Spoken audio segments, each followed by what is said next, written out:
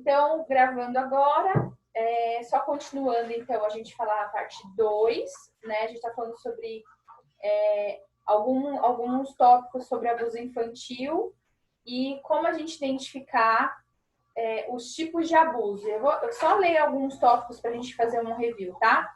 A gente falou sobre os tipos de violência, que é os tipos de abuso, que é aquele abuso emocional e negligência, que é quando você não necessariamente está ligado à violência sexual, mas é um tipo de abuso. Por exemplo, você deixar uma criança sozinha e, por exemplo, ir na padaria.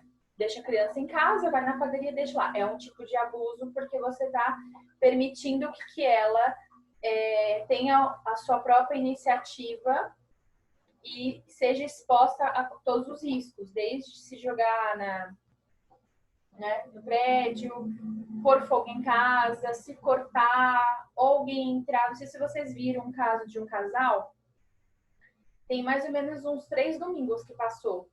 Um casal que eles estavam num espaço de férias, tipo um resort, e aí dentro do hotel tinha o restaurante, aí ele esperou a criança dormir, a menininha tinha 3 anos, e aí isso foi, acho que não foi aqui no Brasil, foi na Europa. E aí eles foram ao jantar. Só que era assim, era 100 metros do local. O que aconteceu? Durante o jantar, era mais de 11 horas da noite, então assim, era um horário que para eles ela realmente estaria dormindo. Só que o que aconteceu nessa hora? Entrou um cara dentro do hotel, que era um hotel, não era tipo igual o nosso aqui, né? Era mais aberto, porque era um lugar tipo resort. O cara entrou dentro do hotel e roubou a criança. E aí, há 3 semanas atrás, estava passando justamente essa matéria. Não sei se alguém viu essa matéria. Então, você viu? Sim. Acho que foi isso mesmo, E, né? na verdade, esse caso, Mel, ele tem muitos anos e ninguém descobriu o que aconteceu com essa menina. É Nossa, eu muito. achei que fosse agora, que passou agora, né? Não, é porque agora eles acharam uma pessoa suspeita, né? Ah, Então, eles estão revirando, né, o caso, mas já tem muitos anos. E detalhe, os pais ainda faziam, intercalavam, iam de meia e meia hora olhar a criança. uhum, Mas assim, deixou a criança abandonada, exposta, né? Que é exatamente o que você falou. É exato, meia hora, tipo 10 minutos, o que uma criança faz em 10 minutos, exatamente. né? Já Então, temos o quão perigoso isso é, não dá para deixar. não dá. E aí, no caso, até, eu não sei como é que ficou, né? Já que é antigo, o quanto ficou legalmente isso, porque eles respondem com esse tipo de violência de negligência. Então, você vê que assim, é muito grave essa questão. E a gente falou sobre o próprio abuso físico, sexual, e aí a gente colocou 2 tópicos, que existe o abuso físico, que pode ser o próprio abuso do toque, ir por estupro, a violação das partes íntimas da criança. E também tem a prática muito comum de pessoas. Ué, vocês sumiram aqui? Acho que foi só a Cidinha que sumiu. De pessoas que ficam apenas na observação dessa criança. Isso também é um tipo de abuso. Então, a gente já viu situações, já ficou sabendo de situações de familiares que apenas observavam as crianças, por exemplo, como elas se vestiam, como elas sentavam na sala. Então, só esse tipo de observação também, dependendo de como a criança até enxerga isso, ela pode ser constrangida por esse tipo de olhar. Assim, para quem já foi e já é, né, na verdade, adolescente, tem 2 aqui adolescentes, pode até me dizer, né, se de alguma forma, quando vocês estavam assim andando na rua, alguma pessoa te olhou, sabe aquele olhar que seca você? Você fica até constrangido de. Às vezes você não tá nem vestindo uma roupa sensual, é simplesmente o fato da pessoa te olhar, ela te consome com os olhos. Então, esse tipo de constrangimento é um tipo de abuso também. Tanto é que hoje existem bandeiras que se levantaram para que não falasse que a culpa é da vítima, né? Porque ela está vestindo um tipo de roupa, por isso ela foi conivente com um tipo de ação ou de olhar né, desse possível abusador. E, na verdade, não. Esse perfil dessa pessoa, ela já tem uma disfuncionalidade emocional patológica, que ela já tem essa tendência de querer olhar, de fixação mesmo sexual. Aí a gente falou também sobre o que essa violência pode ser caracterizada quando tem o toque, para a gente identificar na criança, tá? Vou fazer um review aqui 10 minutinhos. Abuso físico, quais são os sinais? Lembra, são os hematomas, possíveis queimaduras, porque tem pessoas que têm algum tipo de fetiche, de queimar, de ver como é que fica no corpo as marcas, é bem deturpado mesmo. Marcas de mordida, algum tipo de inchaço, né? Porque, por exemplo, uma criança, ela tem uma fragilidade no corpo muito maior que a gente. Então, depende de como se aperta, pode ficar marca e pode inchar mesmo. Lesões, né? Se a criança aparece com lesões muito repetitivas. Então, isso são alguns sinais. E comportamento alterado. Então, a criança pode estar, assim, com uma falta de obediência anormal, né? Porque a criança, geralmente, ela vai ser desobediente em algum momento, mas ela, assim, ela está fora da média. Um medo de ir no médico, né? De ser tocado, de ser verificado o corpo, né? Algum tipo de... Geralmente, quando você vai no médico, tem que tirar a roupinha, ou, né, se sente mais vulnerável. A criança fica em um grande pavor, sendo que ela não tinha antes, já, também são alguns sinais aí que a gente precisa ficar atento. E a agressividade, né? A gente está falando sobre a agressividade da criança, quando ela fica muito agitada. Então, são alguns sinais também. E da negligência, que é um tipo de abuso, pouca higiene pessoal. Quando a criança está assim, você olha essa pessoa, a criança está super com mau cheiro, a criança não está penteada, a criança não está alimentada. Você percebe que as roupas dela não estão incoerentes com a criança, né? Você vê que a criança está passando um mendigo ali, como se estivesse morando na rua. Você fala assim, nossa, mas isso é uma coisa que é tão óbvia. Gente, não é. Não é. Recentemente, né, até publiquei no grupo para vocês, a gente visitou uma casa em que todos esses sintomas aqui, todos esses tópicos aqui, a criança, a adolescente tinha tudo. Os hematomas, os sinais das negligências físicas, roupas. Assim, é muito chocante quando você vê um estado como esse, você consegue classificar. Então, assim, é legal que a gente está tendo essa aula aqui. Quando a gente vê uma situação como essa, a gente consegue classificar quais os tipos de abuso essa criança ou adolescente sofreu, ou sofre, no caso desse menino que a gente está socorrendo agora. E aí, outras questões sobre a negligência é fome constante, cansaço constante. Ele chega muito atrasado em casa, na escola, se atrasa, falta.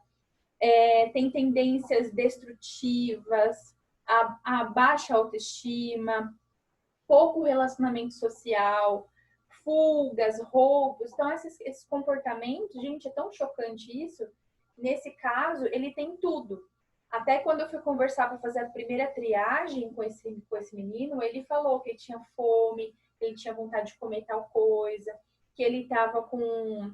você percebia que assim, o cansaço mental dele era muito além. Um adolescente de 14 anos tem um cansaço extremo de ficar em casa sem nenhum tipo de movimento corporal, nada, assim, é um cansaço emocional, esgotamento.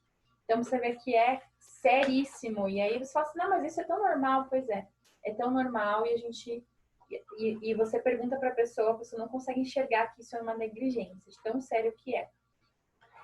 Aí a gente vai falar hoje sobre o perfil da pessoa que abusa de criança. Gente, o que é um perfil? Como é que a gente identifica esse perfil? É tão difícil falar sobre isso, porque assim, a maioria dos abusadores, tá? A maioria dos abusadores são pessoas que a gente conhece. São pessoas que a gente conhece. Então, é tio, é padrasto, é sobrinho, são os primos, amigos dos nossos parentes que frequentam nossa casa.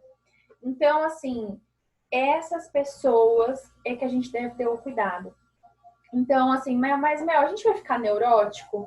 Eu diria que é muito mais seguro você ficar neurótico com o seu cuidado do que você pecar pela falta de cuidado. Porque é uma questão, assim, até espiritual, né? O inimigo já sabe que isso é uma marca. Quando a criança ela é marcada pelo abuso sexual ou tipo de negligência, é devastador para as emoções dessa criança. Então, assim, ela definha, ela rompe com o caráter, ela rompe com a integridade emocional dessa criança. Para o resto da vida, ela vai ter marcas muito profundas. E para ela se reparar no futuro, é muito tempo de terapia, é muito tempo de ajuste emocional para que essa criança ela se reconstrua na sua base psíquica. Então, assim, ela sendo afetada com isso, gente, é muito, muito, muito doloroso o processo. É muito difícil. E é interessante, assim, como isso é complicado, é que o perfil dessas pessoas geralmente é um perfil doce, é um perfil que tem uma influência. Eu não sei se vocês viram também esse domingo, já com pessoas adultas, universitárias, um guru, que ele montou um grupo lá de tipo de terapias, que ele fazia rituais sexuais de abuso com essas pessoas adultos. Olha isso. E as pessoas adultas universitárias, federais, se submetia a um abuso sexual desse cara. Agora, você imagina, se um adulto formado, intelectualmente, com nível em relação à sociedade equilibrado, como é que a pessoa se submete a um cara? Como que é? Por causa do nível da influência, a segurança que essa pessoa passa, a paz que essa pessoa passa, o papel que essa pessoa passa de paternidade ou maternidade, que geralmente essas pessoas não tiveram na vida na infância. Então, assim, você imagina, se um adulto passou por isso e passa, imagina uma criança que não tem nada construído ainda e que na sua estrutura emocional ela está buscando referência, apoio, segurança emocional e autoestima. Então, ou seja, ela está completamente vulnerável. Então, por isso que nós, como pais, professores, mentores, monitores, né? As meninas que também, a Carol e a Letícia, que vão trabalhar com a gente como monitoras, né? Nos pequenos grupos, a gente tem que estar muito atento até com a própria equipe de trabalho. A gente tá falando o seguinte, existe um índice muito alto dentro dos trabalhos voluntários, sociais e cristãos, porque é justamente no lugar onde tem criança, ou seja, o nosso trabalho com o ministério é o foco dessas pessoas, esses pedófilos, dessas pessoas que têm esse desequilíbrio sexual.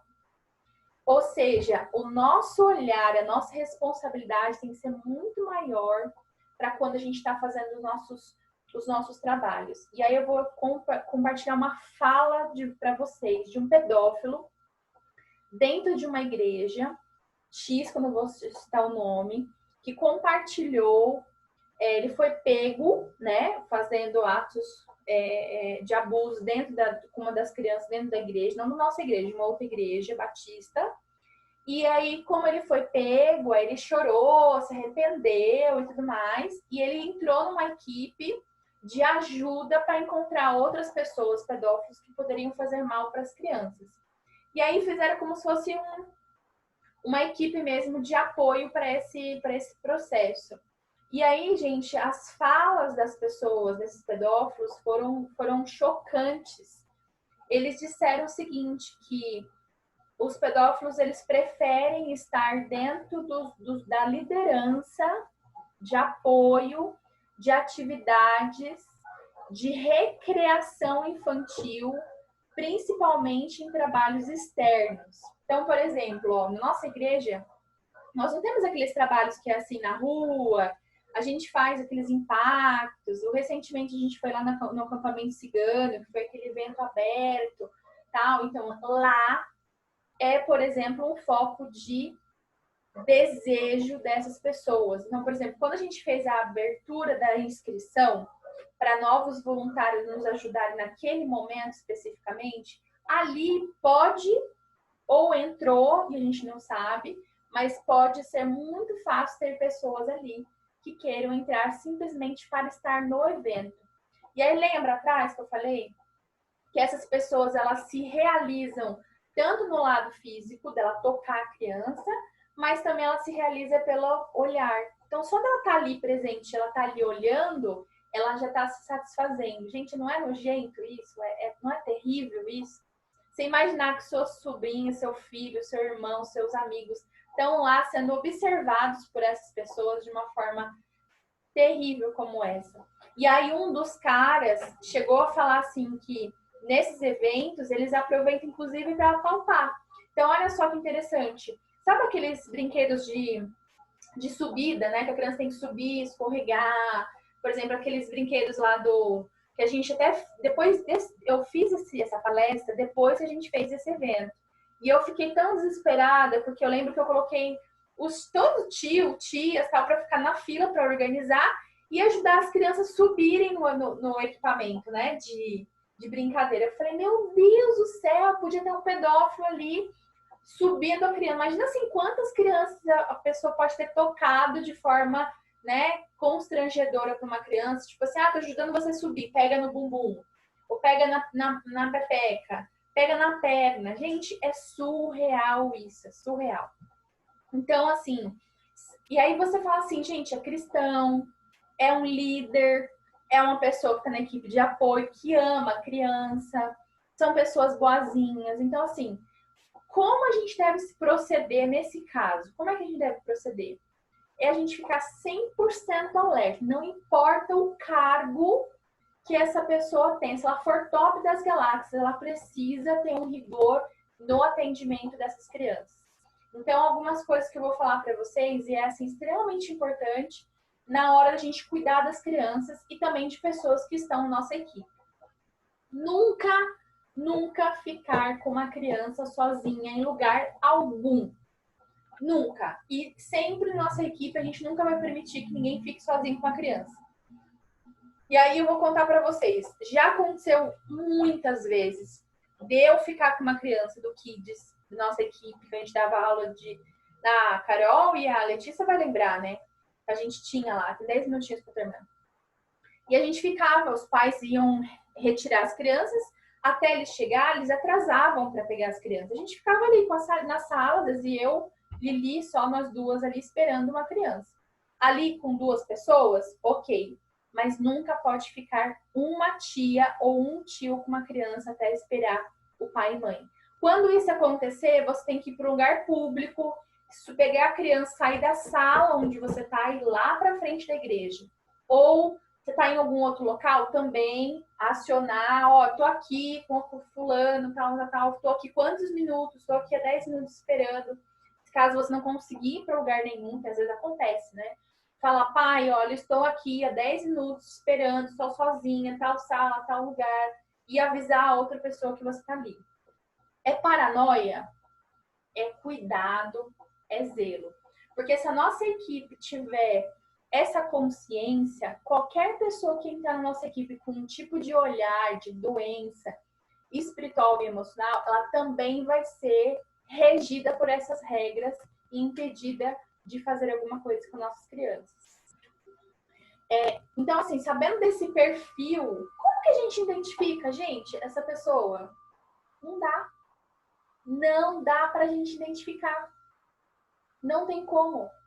Entendeu? Não tem como a gente identificar. Então, a única forma da gente prever é se Deus revelar pra gente, né? Mas aí a gente não vai ter prova, ou só se a gente tiver alguns sintomas que eu falei lá atrás, ou se realmente a gente pegar.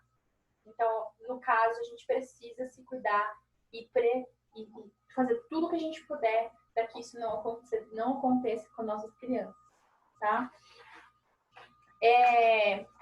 Como a gente pode proceder se acontecer uma situação como essa? Já aconteceu no Discípulos, no nosso ministério Vambora, uns 3 anos atrás, um dos pais da criança que estava separado com a mãe, a criança falou pra gente que o papai tinha apertado a pepequinha dela.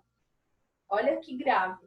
A gente teve que acionar o pastor, a gente teve que acionar a Iva, a gente teve que acionar várias pessoas para comunicar a situação. A gente sabe se é verdade ou não? Não sabemos. É uma criança de 3 anos falando o que ela passou. A gente deve duvidar? Jamais. A criança, ela pode confabular várias coisas, várias possibilidades.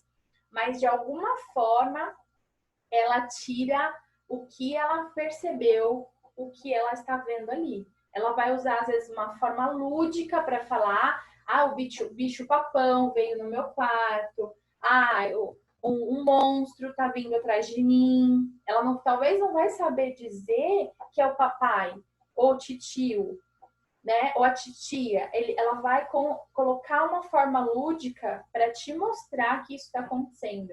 Então, a gente tem que estar com nossos ouvidos muito atentos com o tipo de conversa que nossas crianças estão. Ficar atenta, qualquer sinal, a gente deve dar ouvidos e investigar, pedir ajuda, não ficar falando, pensando, ah, será que é mentira? Será que não é? Será que é coisa da cabecinha dela? Não, a gente vai falar e conversar sempre com outras pessoas para avaliar o caso. Tá? Como denunciar esses casos? Primeira coisa, a gente no contexto cristão é falar diretamente para a liderança da equipe do grupo. Segundo, essa equipe vai acionar o pastor, tá? E esse pastor ou líder direto vai acionar o conselho tutelar da cidade, no caso nosso São Paulo, para a gente poder recorrer e fazer denúncia certinho para que essa criança seja assistida, tá? Também tem um Disque 100, a gente disca no celular, a gente não precisa falar quem somos, de repente você não sabe exatamente o que aconteceu e tal. Você quer preservar a sua imagem, você também pode fazer denúncia lá no Disque 100 e fazer essa denúncia para a polícia, tá bom? Isso que é um especificamente para esse tipo de proteção, tá?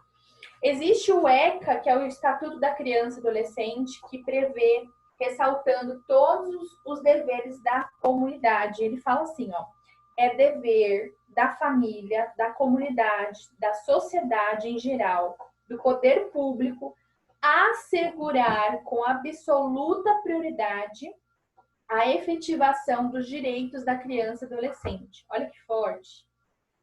Com direito à vida, à saúde, à alimentação, à educação, ao esporte, ao lazer, à profissionalização, à cultura, à dignidade, o respeito, a liberdade, a convivência familiar e comunitária. Uau! Olha isso! O Estatuto da Criança e do Adolescente prevê todos esses direitos. E nós, como ministérios, estamos dentro desse estatuto cumprindo a missão de Deus. Olha que maravilhoso. Nós estamos fazendo duas coisas. Trazendo a lei da terra para garantir que essas crianças sejam assistidas na comunidade, por exemplo, na comunidade de Mauro, na comunidade cigana. Olha quantas coisas a gente está mobilizando de ações para que essa criança seja assistida, cuidada. Olha só, aqui fala até do esporte, do lazer. Que impressionante isso. Então, que Deus abra nossa mente, nosso coração e consiga ajudar essas famílias que estão no momento disfuncionais e precisando da nossa ajuda, do nosso apoio, da nossa oração e da nossa denúncia, porque muitas vezes a gente vai precisar ir para ação. É isso. Tinha bastante coisa para falar ainda, mas acho que de básico é isso. Vou fechar aqui o vídeo de gravação para a gente poder fechar, tá bom?